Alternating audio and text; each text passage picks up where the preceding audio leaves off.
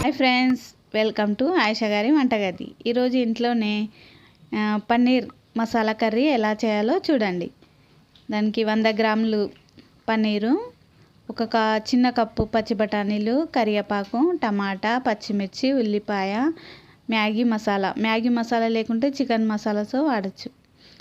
Salt, ధనియాల పొడి, అల్లం పేస్టు, కారము, పసుపు, ఆయిల్ ఒక కప్ అయితే సరిపోతుంది. ముందుగా గ్యాస్ మీద ఒక చిన్న గిన్నె పెట్టి ఆయిల్ వేయాలి. ఆయిల్ వేడైన తర్వాత పన్నీర్ వేయాలి. ఆయిల్ మంచిగా వేడి కావాలి. వేడైన తర్వాత పన్నీర్ వేయాలి. ఇట్లా పన్నీరు ఎక్కడన్నా సూపర్ మార్కెట్లో ఎక్కడన్నా దొరుకుతుంది. ఇష్టం ఉన్న వాళ్ళు పన్నీర్ వేసుకోవచ్చు.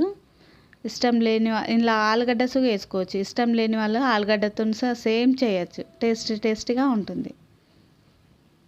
ఇట్లా సిమ్ మీద పెట్టి మంచిగా ఫ్రై చేసుకోవాలి.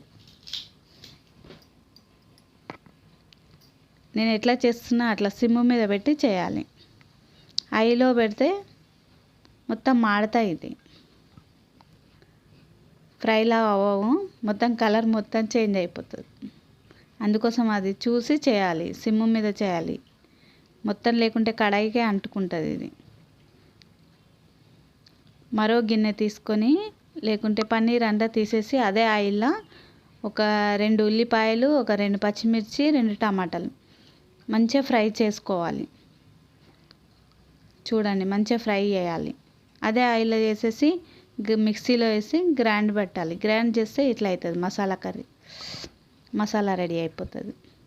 మరో గిన్నెలో కడాయి పెట్టి ఆయిల్ వేసి దాంట్లో ఒక్కొక్క మసాలా వేయాలి. మసాలా అంటే కొద్దిగా పచ్చి బఠానీలు, కరివేపాకు, బఠానీలు మంచిగా ఫ్రై కావాలి. ఒక పచ్చిమిర్చి, పచ్చి బఠానీలు లేకుంటే పల్లీలు సుగా వేసుకోవచ్చు. అని పచ్చి బఠానీలు వేస్తే టేస్టీగా ఉంటుంది. మంచిగా ఫ్రై అయిన తర్వాత ఒక్కొక్కటి వేయాలి. అదే చూసుకోవాలి. పసుపు, ఉప్పు, కారము, ధనియాల పొడి మంచిగా ఫ్రై కావాలి. ఆయిల్లో ఫ్రై కాకుండా ముందు టమాటా మసాలా వేస్తే అది ఫ్రై కాదు, మళ్ళీ పచ్చిగా వాసన వస్తుంది. కారం వాసన వస్తుంది. అది చూసి చేయాలి.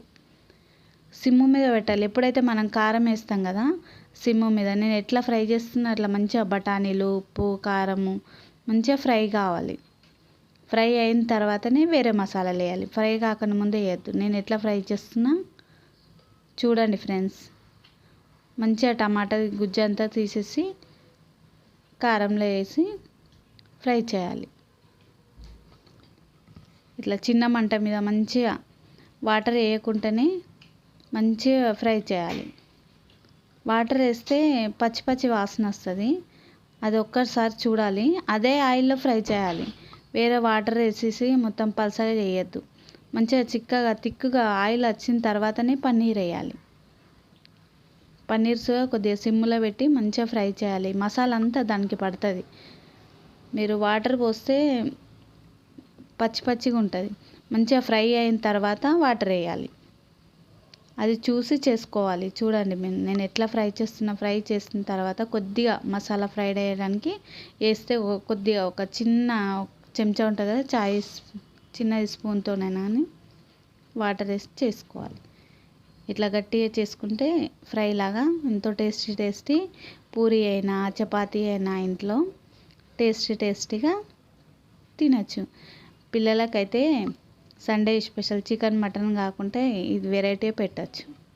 Bye friends.